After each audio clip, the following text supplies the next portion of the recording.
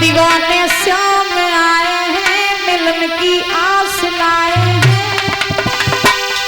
महफिल सजाएंगे, झूमेंगे गाएंगे, ना होश में आएंगे। तेरे द्वार पे नाचेंगे, दरबार पे नाचेंगे, तेरे द्वार पे नाचेंगे, दरबार पे नाचेंगे। ताली बजा के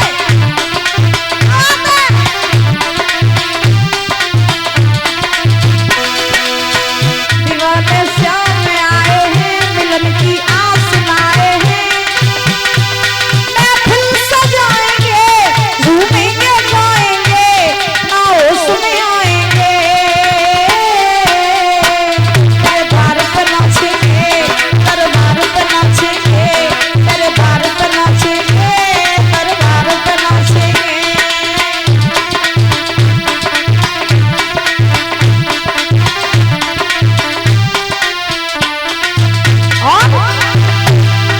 महफिल में तेरी है होता यही, जो कुछ भी मांगो है मिलता वही।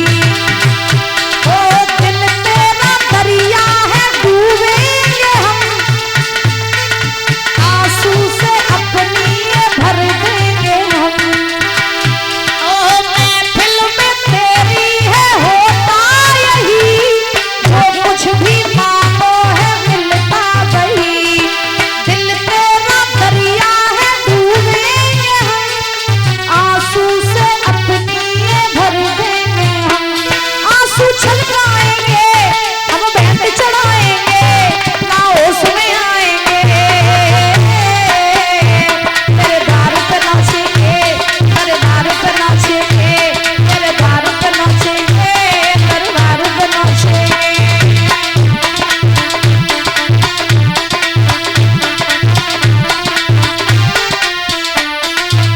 और वक्त कहता है कन्हैया, मिलने की तुमसे उमंग जागी है, दिल में तेरी ही लगन लागी है।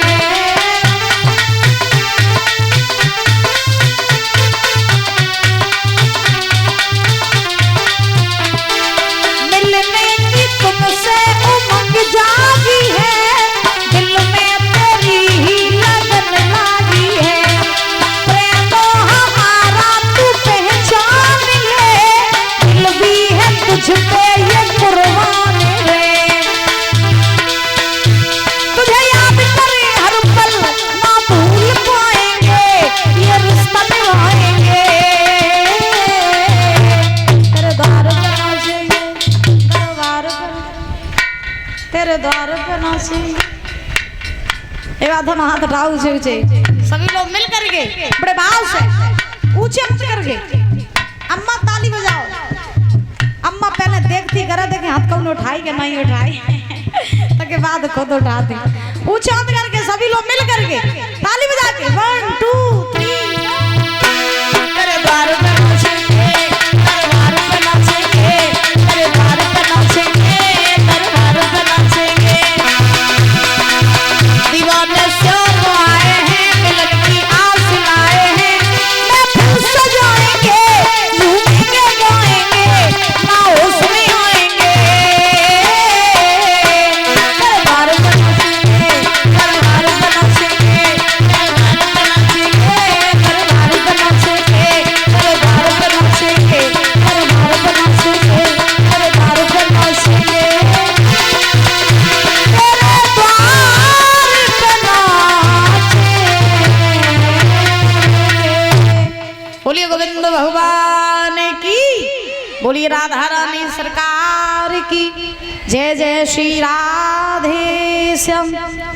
आज महाराज ध्यान रखना, सुखदेव जी महाराज ने राजा परीक्षित को जब ध्रुव जी की कथा सुनाई, तो उसके बाद में आज परीक्षित जी ने सुखदेव जी महाराज से प्रश्न किया, प्रभु हम आपसे एक और मार्ग में कथा सुनना चाहते हैं। सुखदेव जी महाराज ने कहा, कौन सी कथा? तो परीक्षित जी बोले महाराज हमें वो कथा सुनाओ कि अवध के एक राजा हुए थे जिनका नाम हरिश्चंद्र पड़ा था, सूरवंशी राजा। हमने सुना कि राजा हरिश्चंद्र ने कभी अपने जीवन में झूठ नहीं बोला और वो बहुत बड़े दानवीर और बहुत बड़े सत्यवादी राजा थे। क्या ये बात सही है? और अगर ये बात सही है तो कृपया करके उन्हीं राजा हरिश्चंद्र के पावन चरित्र की कथा हमें सुना दीजिए कि वो राजा हरिश्चंद्र कौन थे, कैसे राजा थे, कैसा उनका जीवन चरित्र था, ये कथा हमें सुनाओ। तो सुखदेव जी महाराज राजा हरिश्चंद्र महाराज परीक्षित जी को समझाए के बोले हैं, सुनो राजन, अवध नाम की नगरी है, अवध के राजा हरिश्चंद्र हैं महाराज। इनकी पत्नी है जिसका नाम है तारा, का नाम तारा, और राजा हरिश्चंद्र का एक पुत्र भी है जिसका नाम है रोहितास। अब जब रोहितास नाम है तो एक समय की बात कि ये हरिश्चंद्र जो है बड़े अच्छे राजा हैं, बड़े अच्छे राजा, प्रजा को पुत्र के समान प्रेम करते हैं और प्रजा भी इन्हें पिता के समान प्रेम करती है। कहते हैं जिसको जैसा सम्मान दोगे वैसा ही सम्मान पाओगे। अगर तुम किसी को गाली दोगे तो गाली सुन लोगे, और दुश्मन से भी अगर मीठे शब्दों में बोलोगे तो दुश्मन भी आपसे मीठे शब्दों में बोलेगा। तो आज राजा हरिश्चंद्र बड़े अच्छे राजा हैं, प्रजा को पुत्र के समान प्रेम करते, प्रजा इनका बड़ा आदर करती है। धीरे धीरे समय बीता, राजा हरिश्चंद्र बहुत बड़े दानवीर राजा हैं। इनके द्वार पर जो कोई जाता है वो खाली हाथ नहीं आता। इनके दान वीरता के डंका और सत्यवादिता के डंका चारों दिशाओं में बजते हैं। क्या राजा हरिश्चंद्र जैसो राजा न कोई भाव और न तो कोई। एक दिन विश्वामित्र ने सोचा कि राजा हरिश्चंद्र अगर इतने बड़े दानवीर राजा हैं तो क्यों ना इनकी परीक्षा लेनी चाहिए, देखें ये कितने बड़े दानवीर हैं। तो विश्वामित्र ने सूकर का रूप बनाया और सूकर का रूप बना करके आज विश्वामित्र चले और चलते चलते राजा हरिश्चंद्र की बगिया में घुस गए। अब जब बगिया में घुसे तो परीक्षित जी ये सूकर जो है यानी विश्वामित्र ये बगिया को उजाड़ने लगे, और जब बगिया को उजाड़ने लगे तो बाघ के माली ने सूकर को रोकना चाहा तो सूकर ने माली को भी घायल कर दिया। अब माली जब घायल हो तो ये माली जो है ये रोता हुआ चिल्लाता हुआ और भागता हुआ राजा हरिश्चंद्र के पास पहुंचा। जवाब दिया महाराज गजब हो गया। हरिश्चंद्र बोले क्या हुआ माली, और तुम घायल कैसे हो गए, तुम्हारे रक्त क्यों निकल रहा है। माली ने कही महाराज बगिया में एक सूकर आओ है, सूकर मैंने सारी बगिया को उजाड़ दो। मैंने रोकने का प्रयास किया तो महाराज उसने मुझे भी घायल कर दिया। अब आप मेरे साथ चलो और चल के बस सूकर को मार देव चले।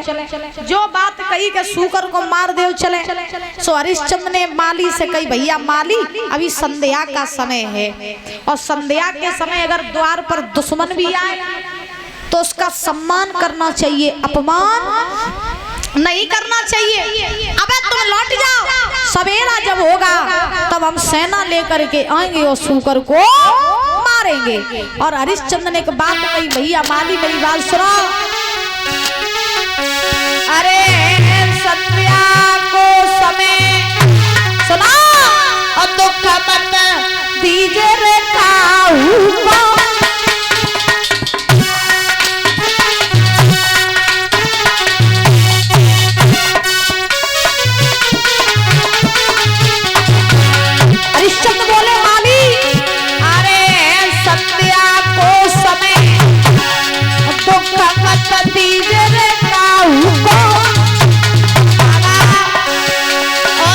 समन आवे द्वार बैठना दीजिए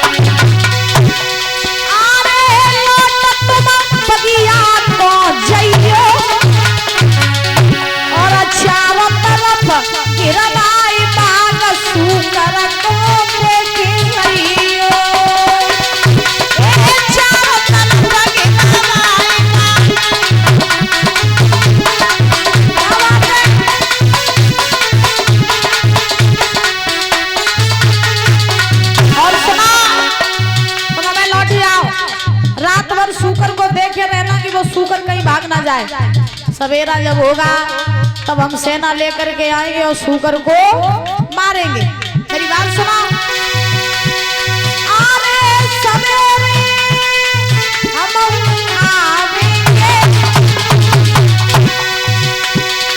अरे सवेरे हम आवेंगे माली, और चारों तरफ घेराबाई बाग सूकर को मारेंगे भैया, चारों तरफ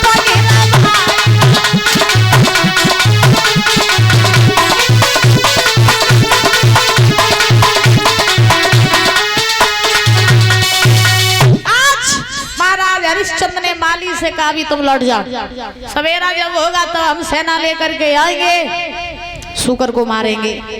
माली वहां से चला आया। रात भर ये माली सूकर को देखे रहा कि कहीं ऐसा ना हो कि सूकर भाग जाए। उसी समय आज ध्यान रखना कि रात भर वो माली सूकर को देखे रहा, कहीं सूकर भाग ना जाए। अब क्या हुआ कि सवेरा जब हुआ तो हरिश्चंद्र ने महाराज मंत्री को बुलाया, और हरिश्चंद्र ने मंत्री को बुलाओ। मंत्री से कही,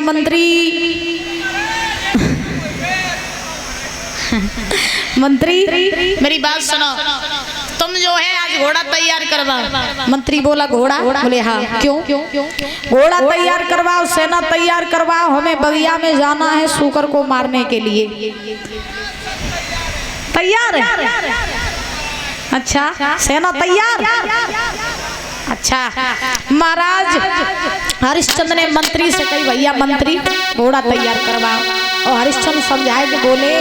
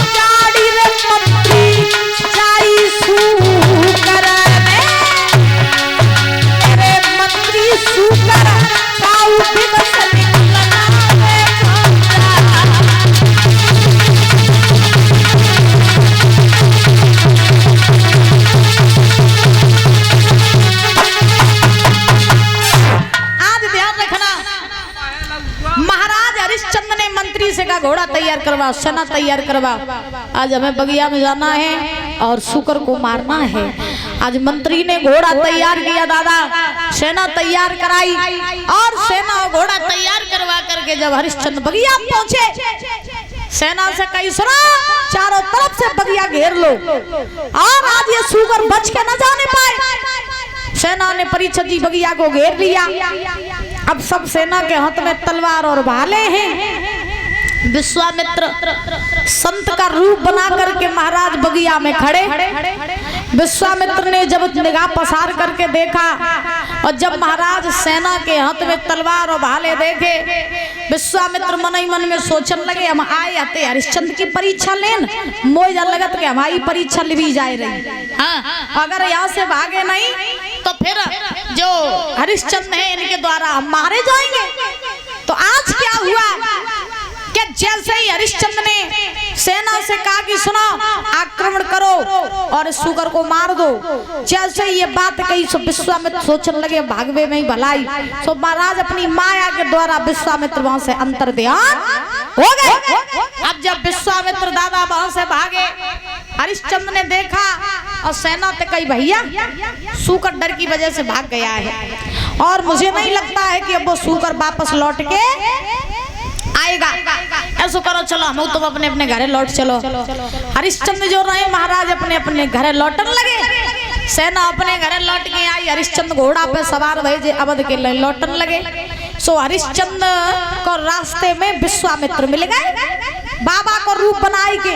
और जब विश्वामित्र बाबा को रूप बनाए के मिले तो हरिश्चंद्र घोड़ा पे जा रहे और विश्वामित्र महाराज पैदल जा रहे। सो विश्वामित्र ने हरिश्चंद्र को आवाज लगाई, ए घोड़ा वाले भैया रुक जाओ। और का बोले कि घोड़ा वाले पटोई निकल रुक जाइयो घोड़ा वाले,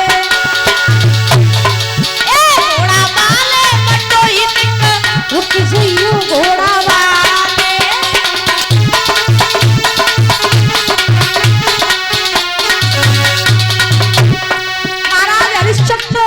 विश्वामित्र बोले ए घोड़ा वाले भैया नहीं रुक जाओ, नहीं मेरी बात सुने आप तो तुमसे कुछ काम है मोय, नहीं रुक जाओ। आज बोले हैं घोड़ा वाले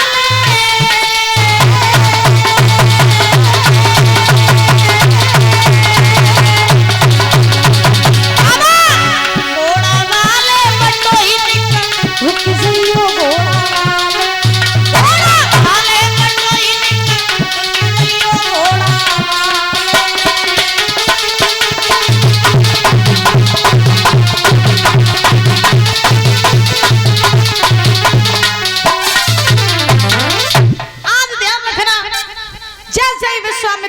हरिश्चंद्र को रोका। हरिश्चंद्र घोड़ा पे से नीचे उतर के आए, महात्मा जी को देखा, प्रणाम किया। अब हरिश्चंद्र बोले कहिए बाबा काय रोको तुमने हमें? विश्वामित्र बोले भैया तुम ते हम कछु पूछो चाहत। तो हरिश्चंद्र बोले का पूछो चाहत? विश्वामित्र बोले हम जब पूछो चाहत के हमने एक राजा को नाम सुनो हरिश्चंद्र का नाम हरिश्चंद्र। और हमने जब सुनी के अवध के राजा हरिश्चंद्र हैं, वे बहुत बड़े दानवीर राजा हैं, वे बहुत बड़े सत्यवादी राजा हैं। हमने सुना कि उनके द्वार पर जो कोई जाता है वो खाली हाथ नहीं आता है। तो भैया हम उन राजा हरिश्चंद्र के द्वार तक जाओ चाहते हैं तो तुम हमें उनके द्वार तक पहुंचाई दिए। तो हरिश्चंद्र ने हाथ जोड़े कई बाबा आपको क्या काम है? हम ही वे हरिश्चंद्र हैं जिनको तुमने नाम सुनो, हम ही वे हरिश्चंद्र हैं। विश्वामित्र बोले तुम ही हरिश्चंद्र? बोले हाँ बाबा हम ही हरिश्चंद्र हैं। विश्वामित्र बोले अच्छा हुआ जो तुम हमें यहीं मिल गई, हम तो तुम्हारे घर आ रहे थे। तो हरिश्चंद्र बोले बाबा घर क्यों आ रहे थे? विश्वामित्र बोले कि राजन हमने तुम्हारा बहुत नाम सुना है, हमने सुना कि तुम्हारे द्वार पर जो कोई जाता है वो खाली हाथ नहीं आता है। तो हमें तुमसे थोड़े से धन की आवश्यकता है, मुझे थोड़ा सा धन दे दो। हरिश्चंद्र बोले किस लिए? विश्वामित्र ने कहा कि मेरे घर पे मेरी एक बेटी है, मुझे उसके हाथ पीले करने हैं, तो तुम्हारे पास में हम धन लेने आए थे, तो थोड़े से धन की व्यवस्था हो जाए तो तुम हमें धन दे दो। हरिश्चंद्र बोले बाबा अबे तो हम अपनी बगिया से लौट के आए हैं, अबे मेरे पास में धन देवे की कोई व्यवस्था नहीं है, तो मैं उसको करो मेरे घरे चलो और मेरे घरे तुम चलो, तुम्हें जितना धन चाहिए उतना धन हम तुम्हें दे देंगे। अबे तो मेरे पास व्यवस्था नहीं है भाई। विश्वामित्र बोले जब बताओ तुम हो राजा और तुम जब कह रहे कि हम तुम्हारे घरे चले, मान लो तुम्हारे घरे हम चले और तुम हमें हमारे जैसे महात्मा तो तुम्हें दिन में मिलते ही हैं जा, हम तुम्हारे घरे आए और तुम हमें भूली आई, फिर कैसे काम चलिए, तुम हमें धन कैसे दियो। विश्वामित्र बोले चिंता ना करो, ऐसे कैसे हम तुम्हें भूल जाइए, तुम मेरे घरे आइयो हम तुम्हें धन देंगे। विश्वामित्र बोले ऐसे नहीं, पहले तुम तिरवाचा भरो, पहले तुम तिरवाचा भरो। हरिश्चंद्र बोले इसका मतलब तुम्हें भरोसा ही नहीं है बाबा, तुम्हें नहीं मालूम है मैं वो रघुवंशी राजा हूँ, मैं वो सूर्यवंशी राजा हूँ कि प्राण चले जाएं लेकिन अपने वचन से पीछे नहीं हटते हैं। बाबा गोस्वामी तुलसीदास जी चौपाई लिखते हैं रघुकुल रीत सदा चली आई,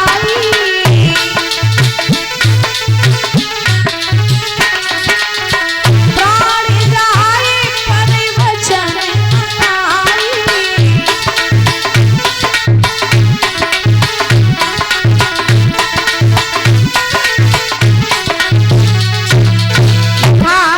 रघुकुल रीत सदा चली आई, प्राण जाए पर वचन ना जाई।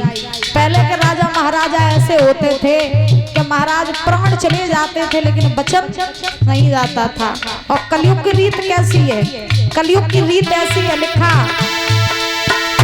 ओ कलयुग की रीत सदा चली आई, वचन जाए पर प्राण न जाई।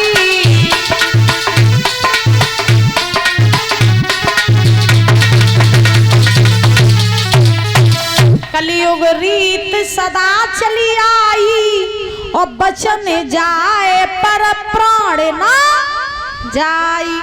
आज हरिश्चंद्र ने कहा बाबा तुम मेरे घरे आइयो हम तुम्हें धन देंगे। विश्वामित्र बोले ऐसे नहीं, पहले तुम तिरवाचा भरो। महाराज ध्यान रखना, आज सुखदेव जी महाराज समझा रहे हैं राजन परीक्षक। हरिश्चंद्र ने विश्वामित्र से कहा मेरे घर आना हम धन देंगे। विश्वामित्र बोले ऐसे नहीं मानेंगे, पहले तुम तिरवाचा भरो, कछु हो या तुम्हारे पास में कुछ हो तो उसी के द्वारा तिरवाचा भरो।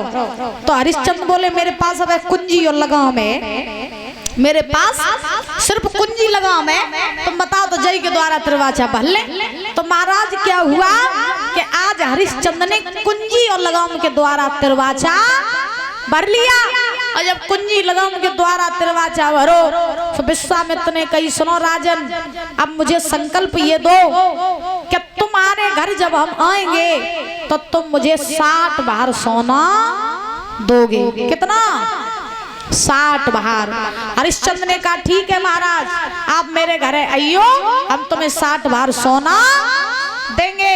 आज उसी समय हरिश्चंद्र घोड़ा पे सवार भये अवध में आए और जैसे ही अपनी सभा में आए तो हरिश्चंद्र ने क्या देखा कि महाराज विश्वामित्र जो हैं ये हरिश्चंद्र की सभा में पहुंच गए और पहुंचे सो पहुंचे, लेकिन विश्वामित्र राजा हरिश्चंद्र की राजगद्दी पे जाके बैठी। आज हरिश्चंद्र की राजगद्दी पे बैठे विश्वामित्र, हरिश्चंद्र ने विश्वामित्र को देखो मन ही मन में सोचने लगे अजीब महात्मा है, पीछे ही पर गिर रही हो।